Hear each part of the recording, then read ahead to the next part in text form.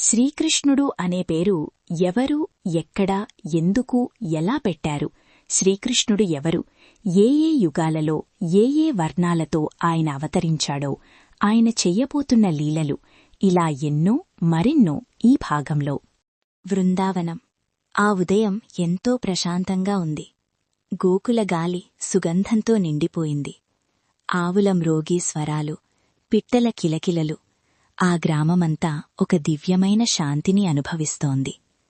తృణావర్తాసురుని వధతో గోకుల ప్రజల గుండెల్లో ఉన్న భయం తొలగిపోయింది. ప్రతి ఒక్కరి మనసులో ఒకే భావన: నందుడి ఇంట్లో ఉన్న ఆ బాలుడు సాధారణుడు కాదు. యశోదమ్మ ఆ బిడ్డను ఒడిలో పెట్టుకుని ప్రేమగా చూసుకుంటోంది. ఆమెకు ఆయన దేవుడు కాదు, ఆమె గుండె ముక్క మాత్రమే. అదే సమయంలో నందమహారాజు ఇంటి ముందు ఒక మహర్షి ప్రత్యక్షమయ్యాడు. జటాజూటం, తేజోమయమైన ముఖం, ప్రశాంతమైన చూపు. అతడు ఎవరో కాదు, యాదవ వంశ పూజారి, మహాతపస్వి గర్గమహర్షి. నందుడు ఆయనను చూసి వెంటనే లేచి నమస్కరించాడు. మహర్షి, మా ఇంటికి మీరు రావడం మా పుణ్యం. దయచేసి మా పిల్లలకు నామకరణం చెయ్యాలి అని వినయంగా ప్రార్థించాడు. గర్గముని కాసేపు ఆలోచించాడు. తర్వాత మెల్లగా అన్నాడు: నందా, ఇది సాధారణ నామకరణం కాదు, ఇది గోప్యంగా జరగాలి. కంసుడు ఎప్పుడూ అప్రమత్తంగా ఉన్నాడు. నందుడు వెంటనే అంగీకరించాడు. ఇంటి ఆవరణలో ఉన్న ఒక చిన్న గోశాలలో ఎవరికీ తెలియకుండా ఆ దివ్య కార్యం ప్రారంభమైంది. మొదట రోహిణీదేవి కుమారుణ్ణి తన ముందుకు తీసుకొచ్చారు. గర్గముని అతన్ని చూశాడు. చిరునవ్వు నవ్వాడు. ఈ బాలుడు మహాబలశాలి అవుతాడు. యాదవ వంశానికి బలమవుతాడు. అందుకే ఇతనికి బలరాముడు అనే నామం. సంకర్షణుడు అని కూడా పిలువబడతాడు. రోహిణీదేవి ఆనందంతో కళ్లల్లో నీళ్లు తెచ్చుకుంది. ఆ తర్వాత యశోదమ్మ ఒడిలో ఉన్న ఆ నల్లని ముద్దుపిట్టను గర్గముని ముందుకు తీసుకొచ్చారు. గర్గముని యశోద ఒడిలో వెలుగుతున్న ఆ బాలుని తొలిసారి చూసిన క్షణం, ఆ క్షణం సాధారణం కాదు. ఒక ఋషి హృదయం దివ్యంతో తాకిన క్షణం. యశోద మెల్లగా బాలకృష్ణుణ్ణి గర్గముని చేతుల్లో ఉంచినప్పుడు గర్గముని చేతులు కంపించాయి. శరీరం గుబాళించింది. శ్వాస ఆగినట్టయింది. ఎందుకంటే ఆయన చేతుల్లో ఉన్నది ఒక శిశువు కాదు, సర్వలోకాలాధిపతి. ఆ చిన్నారి ముఖంలో ఆయనకు కనిపించింది వెన్నెలలా మెరిసే శాంతి, సూర్యుడిలా ప్రకాశించే తేజస్సు, ఆకాశంలా అనంతమైన వైభవం. గర్గముని దృష్టి కృష్ణుని కన్నుల్లో పడింది. ఆ కన్నుల్లో ఆయన చూశాడు సృష్టి, స్థితి, లయం, అనేక యుగాల రహస్యాలు, వేదాల సారాంశం. ఆ క్షణంలో గర్గముని ధ్యానస్థితిలోకి వెళ్ళిపోయాడు. ఆయనకు అనుభూతి అయింది: ఇదే పరబ్రహ్మం, ఇదే నారాయణుడు, ఇదే యుగయుగాల రక్షకుడు అని. కన్నీళ్లు ఆయన కళ్లలో మెరిశాయి. రోమాలు నిక్కబుడుచుకున్నాయి. హృదయం ఆనంద భాష్పాలతో నిండిపోయింది. ఆయన బాలకృష్ణుణ్ణి గుండెలకు హత్తుకున్నాడు. అది ఒక ఋషి పరమాత్మను ఆలింగనం చేసిన క్షణం.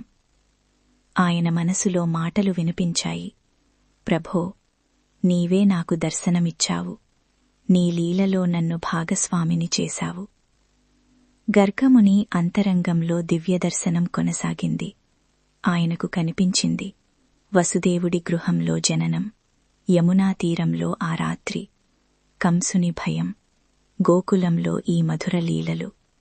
ఇది అంతా యాదృచ్ఛికం కాదు, ఇది దైవ సంకల్పం.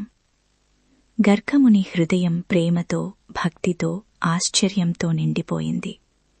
అలా ఒక ఋషి హృదయం ఒక శిశువు రూపంలో ఉన్న పరమాత్మను స్పృశించిన ఆ దివ్యక్షణం గోకుల చరిత్రలో అక్షరాలా చెక్కబడిపోయింది.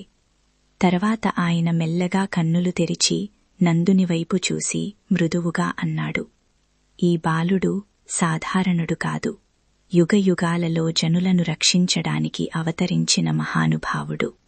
ఈ బాలుడు గోకులాన్ని రక్షిస్తాడు, అనేక అసురులను సంహరిస్తాడు, అందరి హృదయాలను ఆకట్టుకుంటాడు. యుగయుగాల పాటు ఇతని కీర్తి వినిపిస్తుంది. ఈ బాలుడు ప్రతి యుగంలో వేరువేరు వర్ణాలతో అవతరిస్తాడు. కృతయుగంలో శ్వేతవర్ణం, త్రేతాయుగంలో రక్తవర్ణం, ద్వాపరయుగంలో పీతవర్ణం, ఇప్పుడు కృష్ణవర్ణంతో జన్మించాడు. అందుకే ఇతనికి కృష్ణుడు అనే నామం సరిగ్గా సరిపోతుంది. యశోదమ్మ ఆశ్చర్యంతో విన్నది. గర్గముని మాటలు కొనసాగాయి. ఈ బాలుడు మీ కుటుంబానికి ఆనందం తెస్తాడు, గోకులాన్ని రక్షిస్తాడు, అనేక అసురులను సంహరిస్తాడు, అందరి మనస్సులను ఆకట్టుకుంటాడు. ఇతని కీర్తి యుగయుగాల పాటు నిలుస్తుంది. నందుడు యశోదమ్మ కళ్లలో ఆనందబాష్పాలు. నందుడు ఆశ్చర్యంతో వింటున్నాడు. గర్గముని మరో గూఢమైన సత్యం వెల్లడించాడు. ఇతను ముందుగా వసుదేవుని కుమారుడిగా జన్మించాడు. దేవతలు కూడా ఇతన్ని స్తుతిస్తారు. నందుడికి ఆ మాటల అర్థం పూర్తిగా కాలేదు. కాని ఆయన హృదయం భక్తితో నిండిపోయింది. ఆ రోజు ఆ చిన్న గోశాలలో ఎవరికీ తెలియకుండా ప్రపంచాన్ని నడిపించబోయే పరమాత్మకు కృష్ణుడు అనే నామం లభించింది. యశోదమ్మ ఆ బిడ్డను ప్రేమగా ముద్దాడింది. ఆమెకు ఆయన భగవంతుడు కాదు, ఆమె ప్రాణం మాత్రమే. కాని ఆ చిన్న బిడ్డలోనే విశ్వం దాగి ఉంది. సాదాసీదాగా జరిగిన ఈ నామకరణం విశ్వచరిత్రలో ఒక అపూర్వమైన ఘట్టంగా నిలిచింది. గర్గముని ప్రవచనం నిజమవ్వడానికి ఇంకా ఎన్నో లీలలు ముందున్నాయి. గోకులంలో ఆనందం మొదలైంది. కాని కంసుని భయం ఇంకా ముగియలేదు. త్వరలోనే మరొక శ్రీకృష్ణ లీల ప్రారంభమవుతుంది. శ్రీకృష్ణ భక్తి ఎస్కేడి ఛానల్ను సబ్స్క్రైబ్ చేయండి. హరే కృష్ణ హరే కృష్ణ, కృష్ణ కృష్ణ హరే హరే.